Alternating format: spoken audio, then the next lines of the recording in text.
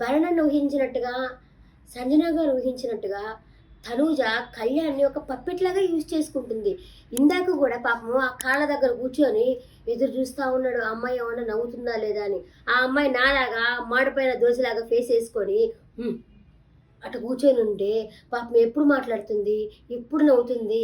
తనెలా గెలిపించాలి? తను గెలిసి తన కళ్ళల్లో ఆనందం ఎలా చూడాలి? అని ఆలోచిస్తున్నాడు కళ్యాణు. పూర్తిగా మార్చేసింది. అంతకుముందు మాట్లాడలేదు. కొంచెం దూరంగానే ఉన్నాడు. ఆ 5 స్టార్ వచ్చిన తర్వాత కొంచెం దూరంగానే ఉన్నాడు.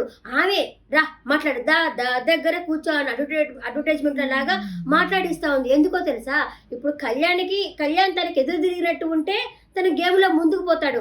అలా కాకుండా తన గుప్పిట్లో ఉంటే అతను గేమ్‌లో ముందుకు పోలేడు గదా! ఆ విధంగా తను ముందుకు పోవచ్చనేసి మహా తెలివితేటలుంది ఆ తనూజకైతే. భయంకరమైన తెలివితేటలుంది. రేపు ఆఖరి పాపము కళ్యాణ్‌కి కప్పిచ్చినా గూడా "తనూజ నువ్వు ఏడుస్తున్నావా? నాకొద్దులే నువ్వే తీసుకో కప్పునిచ్చేస్తాడు" పాపం. ఆ విధంగా మార్చి పడేసింది తనూజ కళ్యాణ్‌ని.